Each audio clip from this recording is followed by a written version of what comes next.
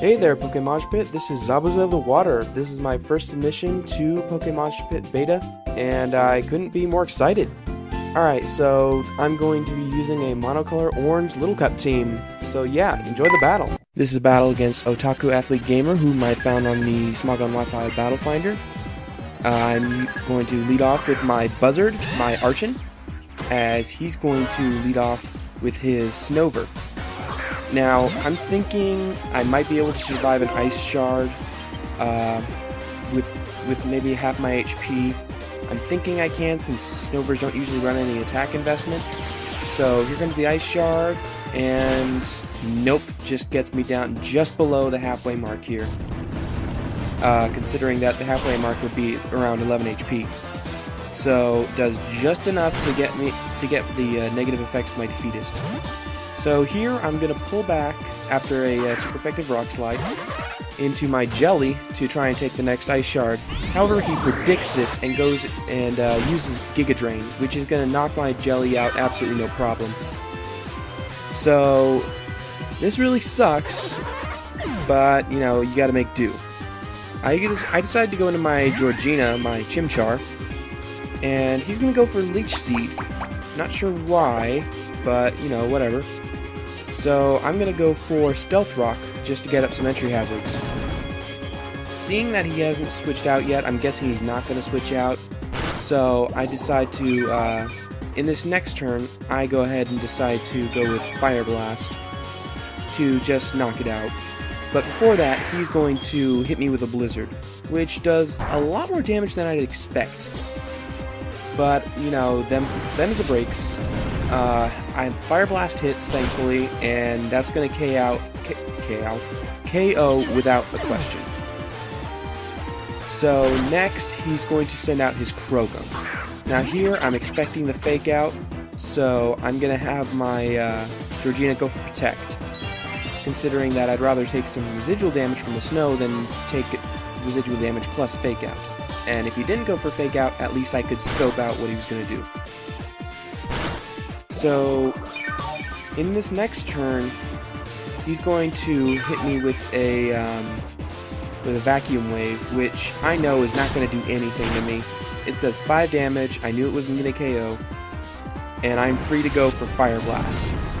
Quite frankly, even if he went for Drain Punch, I'm pretty sure my Chimchar could survive it, considering that this Chimchar is actually a defensive variant with Eviolite.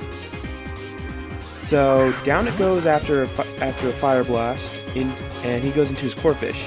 Here I'm expecting just to get KO'd, but I figure I can go for U-turn if I manage to outspeed, and I do. So I go for U-turn into my Baguette, my Paris, expecting the Water type move. Unfortunately, this is a Dragon Dance set. Now I have no idea if Corphish gets any physical Ice type moves. So here I just take a risk, and I'm going to go for Spore. So he goes for Return, and I'm thinking, okay, I hope I can take this, And I'm just looking at it like, oh, someone forgot to set their friendship value. And that's, well, lucky for me. I don't know if I'd be able to survive it then. So I managed to put him to sleep with Spore, and I predict that he's going to pull back his Corphish. So as I predicted, he pulls back and goes into the wall, his Mantike, as I just go for Knockoff, wanting to get rid of any item that the next Pokemon was going to have. Now, I'm thinking, since I knocked off a Damp Rock, maybe this isn't actually a super special offensive set. So I might be able to take an Ice Beam. Not a Blizzard, but if it has Ice Beam, I could take it. Because this Paris is actually a special defensive wall. And I'm right, I take it and I'm able to KO with a Seed Bomb afterwards. So now I'm down to 2 HP, and he's going to send out his Great Ball, his Voltorb. Now, I'm expecting the Rain Dance here, and if he doesn't go for Rain Dance, you know, no big deal, I could switch into someone else. So, expecting the Rain Dance, I just go for Synthesis to try and recover some HP. Not exactly the best recovery move when it's a weather team against a weather team, but you know what, it's the best I got, and if it's rain, at least I'll also get something with Dry Skin. Here he goes for Hidden Power, and I'm thinking, oh, I hope it's not Hidden Power Fire. And at first glance, it doesn't look like it is. and I'm able to go counter with a seed bomb. But he told me after the battle that that is actually a hidden power fire. Now, I did the math, and the only way that that could have been a hidden power fire is if it was a minimum base power of 31 or less, and even then it would have to be minimum damage. So, next turn, he's going to knock me out with a Thunder after a critical hit.